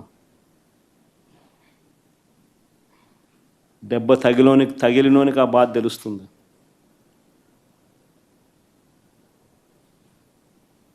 చంద్రబాబు ఇప్పుడైనా మేలుకో, తప్పు తెలుసుకో, తప్పుడు సాంప్రదాయాన్ని సరిదిద్దుకో.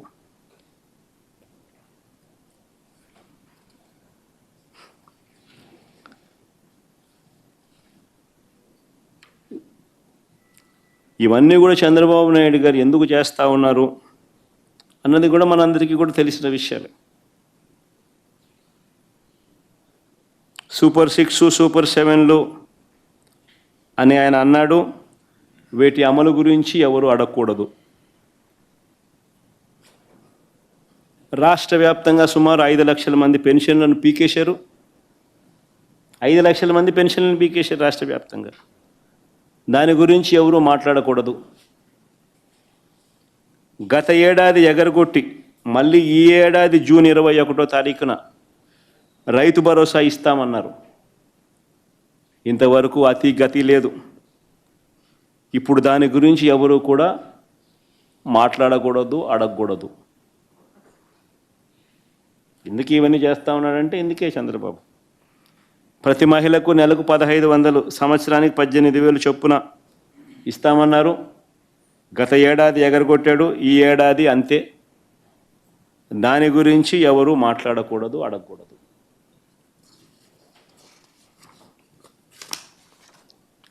ఏటా 3 సిలిండర్లు అన్నాడు. గత ఏడాది 2 సిలిండర్లను ఎగరగొట్టేశారు. ఇస్తానన్న ఒక్క సిలిండర్ కూడా అందరికీ అందలేదు.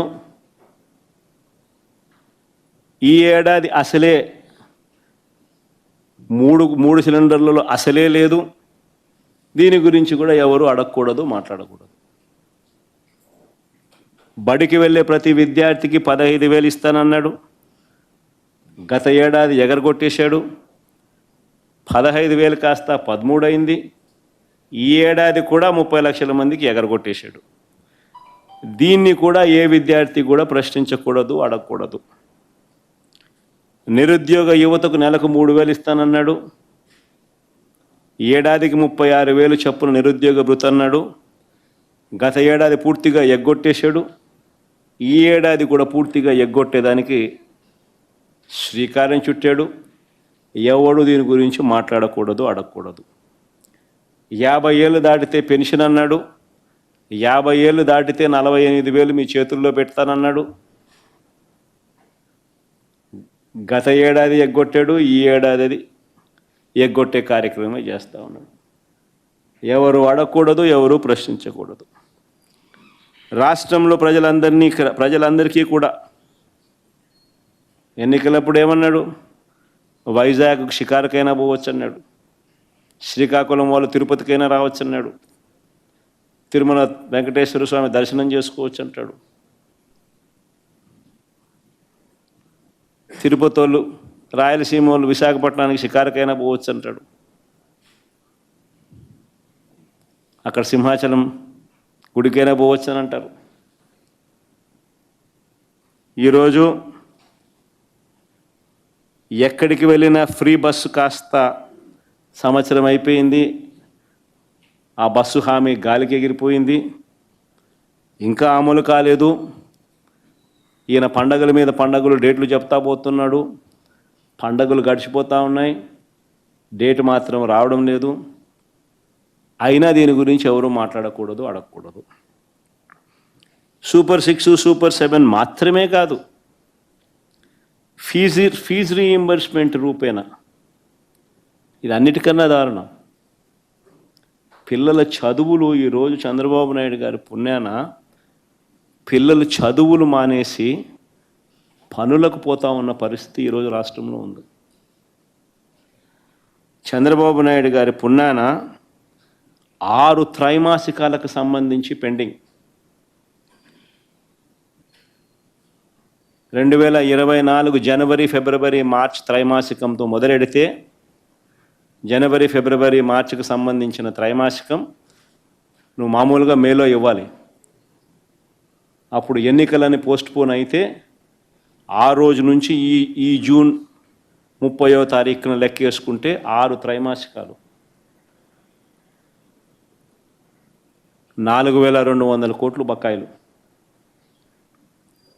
700 × 6 త్రైమాసికాలు. వసతి దీవెన కింద ప్రతి ఏప్రిల్ 1,100 కోట్లు ఇవ్వాలి. 2 ఏప్రిల్ గడిచిపోయాయి, 2,200 కోట్లు బకాయిలు. వసతి దీవెన కింద ఆ 2,200 కోట్లు కూడా ఈ 4,200 కోట్లకు కలిపితే 6,400 కోట్లు బకాయిలు. ఈ 6,400 కోట్లకు గాను ఇచ్చింది కేవలం 750 కోట్లు.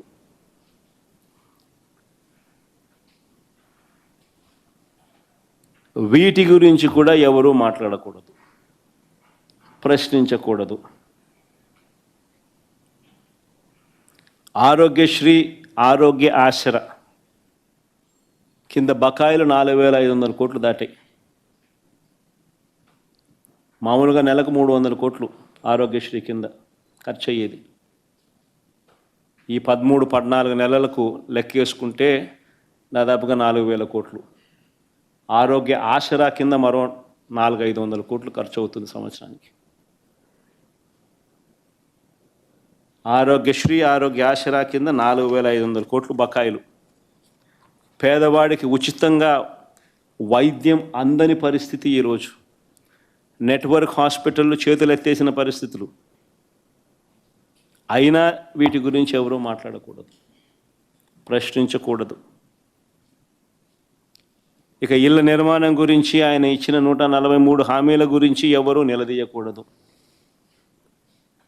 అధికారంలోకి వచ్చిన తర్వాత చంద్రబాబు గారు తొలగించిన ఉద్యోగాలు, ఇచ్చిన ఉద్యోగాలు కాదు, తొలగించిన ఉద్యోగాలు 3 లక్షల పైచులకు.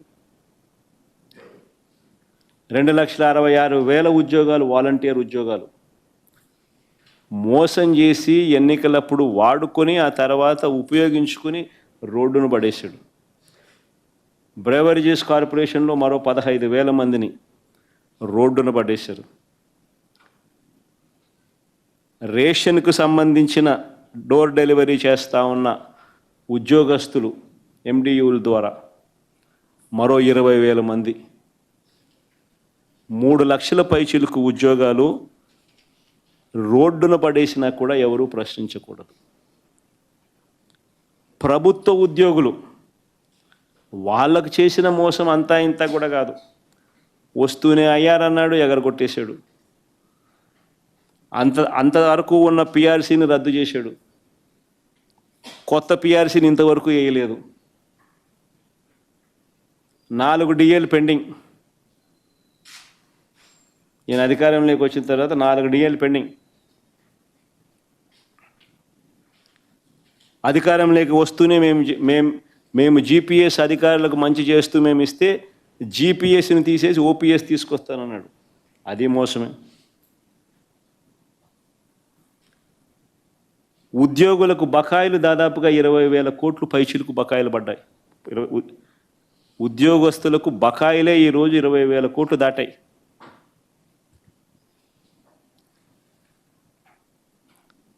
అడిగితే తోకలు కట్. ఎవరు ప్రశ్నించకూడదు, ఎవరు అడగకూడదు. అడిగితే సుమా దొంగ కేసులే, తప్పుడు కేసులే. చివరకు గ్రామ వార్డు సచివాలయాలు నిర్వీర్యం. గ్రామ వార్డు సచివాలయాలు పూర్తిగా నిర్వీర్యమైపోయాయి. అయినా ఎవరు మాట్లాడకూడదు, ప్రశ్నించకూడదు. 24 గంటల్లో ధాన్యం కొనుగోలు డబ్బులు ఇస్తామన్నారు. ఏప్రిల్ నుంచి బకాయిలే. 24 గంటలు కాదు, ఏప్రిల్ నుంచి బకాయిలు 1000 కోట్ల పైన ఉంటాయి బకాయిలు. అయినా ఎవరు ప్రశ్నించకూడదు, అయినా ఎవరు అడగకూడదు. రాష్ట్రాన్ని శ్రీలంక చేస్తున్నామని చెప్పి మా మీద అన్నారు. రాష్ట్రాన్ని మేము శ్రీలంక చేస్తున్నాము అని చెప్పి మా మీద అన్నారు. మా మీద బండలేసాడు. ఈయన 13-14 నెలల కాలంలోనే ఈయన తీసుకొచ్చిన అప్పులు 1,75,112 కోట్లు. 1,75,112 కోట్లు. మా ప్రభుత్వం 5 ఏళ్లలో చేసిన అప్పు 3,32,671 కోట్లు.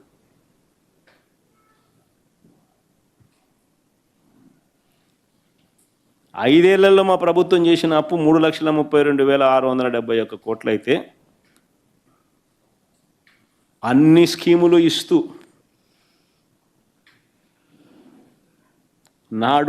నాడు నేడు లాంటి గొప్ప డెవలప్మెంట్ కార్యక్రమాలను చేస్తూ స్కూళ్ళు కానీ హాస్పిటళ్ళు కానీ రూపురేఖలు మారుస్తూ కొత్తగా 3 పోర్టులు గవర్నమెంట్ రంగంలో కడుతూ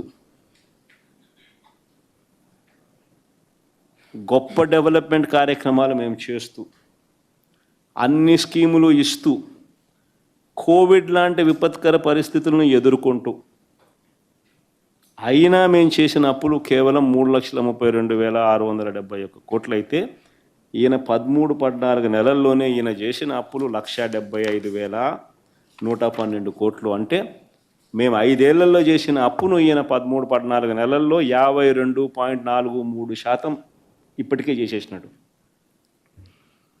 మేము 5 ఏళ్లలో చేసిన అప్పులో 52.43% ఆయన ఇప్పుడే చేసేసినాడు ఈ 13-14 నెలలకే. నేను అడుగుతా ఉన్నా, ఈ డబ్బంతా ఎవరి జోబీ లేకపోయింది? ఎవరికి ఒక స్కీమ్ ఇచ్చింది లేదు, ఎవరికి ఏ మంచి చేసింది లేదు. ఈ డబ్బంతా ఎవరి జోబీ లేకపోయింది. అయినా ఎవరు ప్రశ్నించకూడదు. ఈ మాదిరిగా ఉన్నా కూడా ఎవరు అడగకూడదు. అడిగితే సుమా తప్పుడు కేసులు. షాక్ కొట్టేలా ఏకంగా పెంచిన కరెంటు ఛార్జీలు 18,272 కోట్లు. కరెంటు ఛార్జీలు తగ్గిస్తాడన్న కథ దేవుడు ఎరుగు.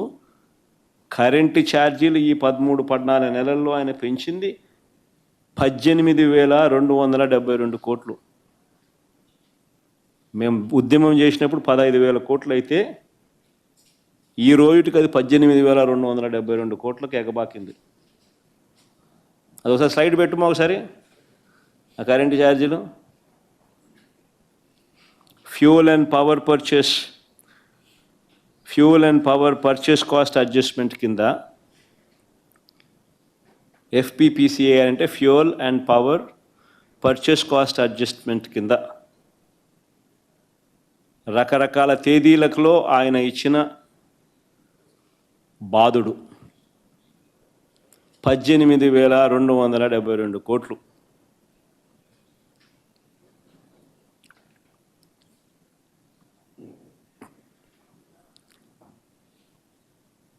దీని గురించి ఎవరు మాట్లాడకూడదు.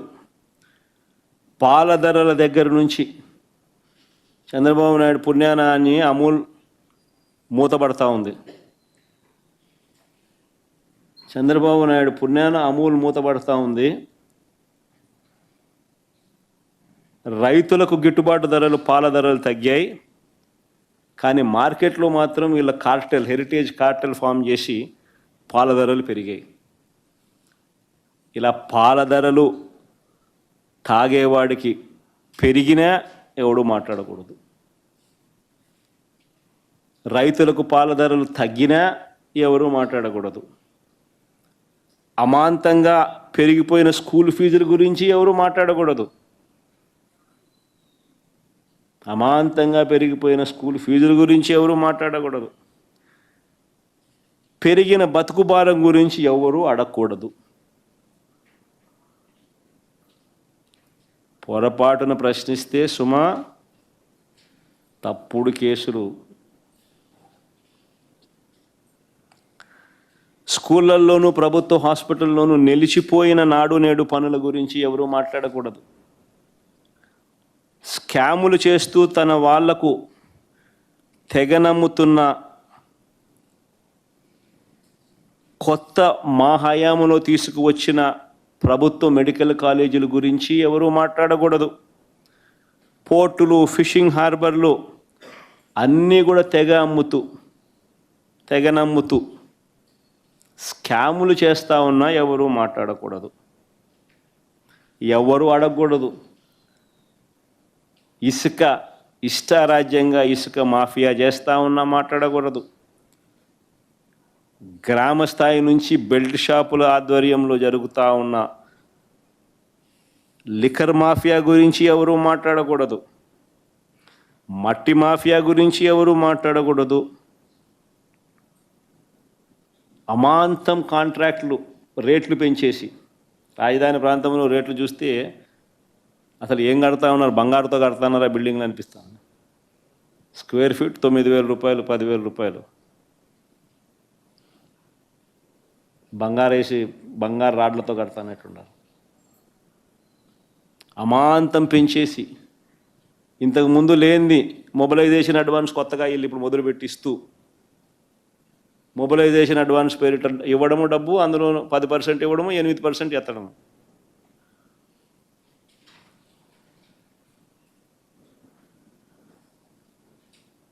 నాణ్యత లేని పనులు జరుగుతూ ఉన్నా ఎవడో మాట్లాడకూడదు. లూలు లాంటోళ్లకు, ఉర్సా లాంటోళ్లకు రూపాయికే భూములు ఇస్తూ ఉన్నా, కారు చౌకగా అయిన భూములు ఇస్తూ ఉన్నా ఎవరు మాట్లాడకూడదు. ఎవరు ప్రశ్నించకూడదు. మేము ₹2.49 మేము గతంలో ఎప్పుడూ జరగని విధంగా రాష్ట్రానికి మంచి చేస్తూ మేము పీపీఎల్ చేస్తే నానా యాగీ చేసిన వీళ్ళు ఈరోజు ₹4.60 వీళ్ళు పీపీఏ చేసుకున్నా ఎవడు మాట్లాడకూడదు, ఎవడు ప్రశ్నించకూడదు.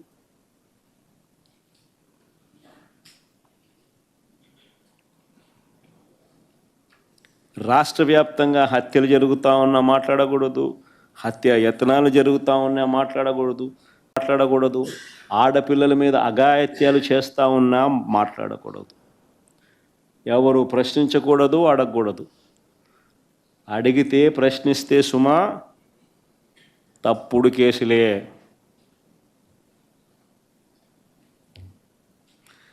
కానీ చంద్రబాబు నాయుడుకి ఈ సందర్భంగా ఒక్కటైతే నేను చెప్తున్నా, అయ్యా నువ్వు ఎన్ని తప్పుడు కేసులు పెట్టినా భయపడేది లేదు.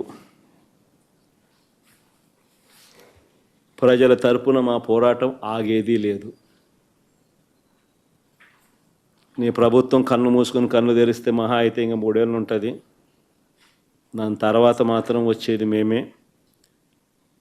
నీవు పెట్టే కేసులకు నీతో పాటు నీకు పావులుగా మారిన అధికారులకు ఇద్దరికీ వార్నింగ్ ఇస్తూ ఉన్నాం. వడ్డీతో సహా మీరంతా చెల్లిస్తారు.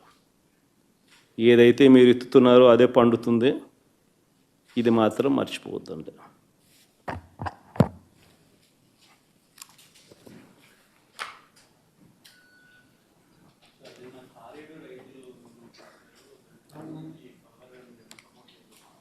అదురుగా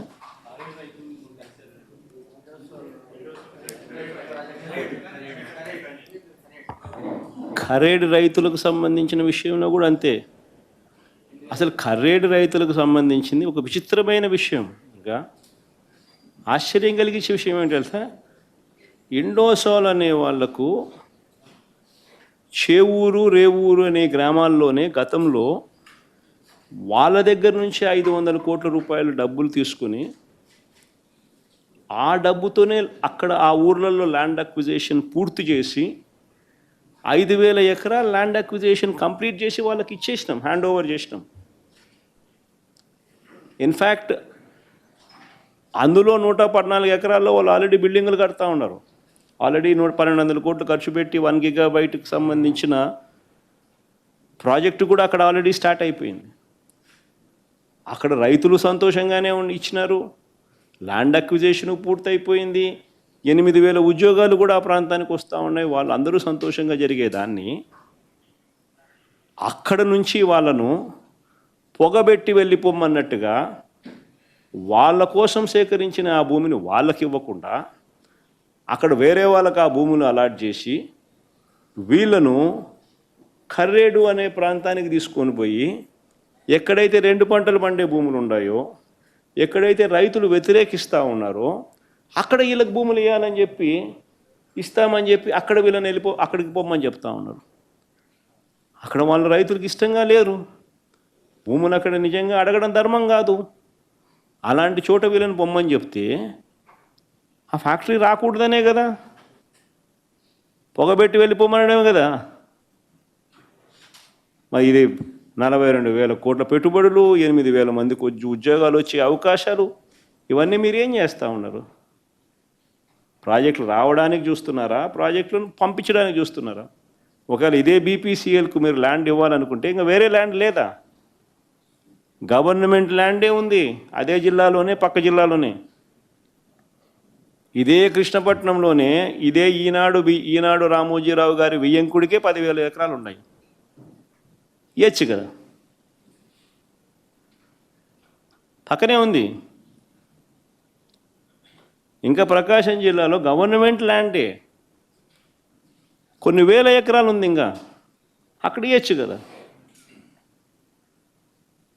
అక్కడెక్కడ బీపీసీఎల్కి ల్యాండ్ ఇవ్వకుండా తీసుకొచ్చి ఆల్రెడీ అక్వైర్డ్ ల్యాండ్, వీళ్ళ కోసం అక్వైర్ చేసిన ఈ ల్యాండ్లో ఇక్కడే వీళ్ళని తీసేసి ఇక్కడే వీళ్ళకి ల్యాండ్ ఇచ్చి వీళ్ళను కాంట్రవర్సీ ఉన్న చోటికి వీళ్ళ ప్రాజెక్టును అక్కడ పెట్టించే కార్యక్రమం చేస్తూ ఉన్నాడనంటే అసలు ఈయన కుట్రలు అన్నది ఏ స్థాయిలో ఉన్నాయనే దానికి అర్థం ఇది. పరిశ్రమలను ప్రోత్సహించడానికి ఈ మనిషి లేడు. పారిశ్రామికవేత్తలను బెదిరించి వాళ్ళతో సొమ్ము చేసుకునే దానికి ఈయన ఉన్నాడు. ఈయన పుణ్యాన ఇప్పటికే కుమారమంగళం బిర్లా, అల్ట్రాటెక్ సిమెంటు, ఒకసారి మా కడపలో పరిస్థితి చూస్తే వారం 10 రోజుల నుంచి వాళ్ళు ఫ్యాక్టరీ ఆపినారు. ఇలా కావాల్సిన కాంట్రాక్ట్లు వేయడం లేదని. కర్నూలులో వీళ్ళు అల్ట్రాటెక్ వాళ్ళు ఫ్యాక్టరీ కడతా ఉన్నారు. దాని కాంట్రాక్టర్ ఎవడు అని అంటే సాక్షాత్తు అక్కడ మంత్రి బీటీ జనార్దన్ రెడ్డి. వాళ్ళ మంత్రికి ఆ కాంట్రాక్ట్ వర్క్ లేకపోతే పని జరగదు. ఆ దాల్మియా సిమెంట్ పరిస్థితి అంతే. కాంట్రాక్టర్లు అందరినీ కూడా మొత్తం వీళ్ళ మనుషులు తీసుకొని వచ్చి పెట్టినారు. పెడితేనే వర్కులు జరుగుతాయి, పని జరుగుతాయి, లేకపోతే లా. జిందాలో ఎన్నికి వెళ్ళిపోయినారు. తప్పుడు కేసులు బిగించి వాళ్ళను బెదరగొట్టేసరికి అరవిందో వాళ్ళు నమస్కారం పెడతా ఉన్నారు. చంద్రబాబు నాయుడు నీకు నమస్కారం అని. కేవలం బెదిరించి వాళ్ళ దగ్గర నుంచి బ్లాక్మెయిల్ చేసి సొమ్ము చేసుకోవడం కోసమే చంద్రబాబు నాయుడు అనే వ్యక్తి ఉన్నాడు. పరిశ్రమలు రావాలని, దానివల్ల ఉద్యోగాలు రావాలని, దానివల్ల ప్రాంతానికి మంచి జరగాలనే ఉద్దేశం చంద్రబాబు ఎక్కడ లేదు.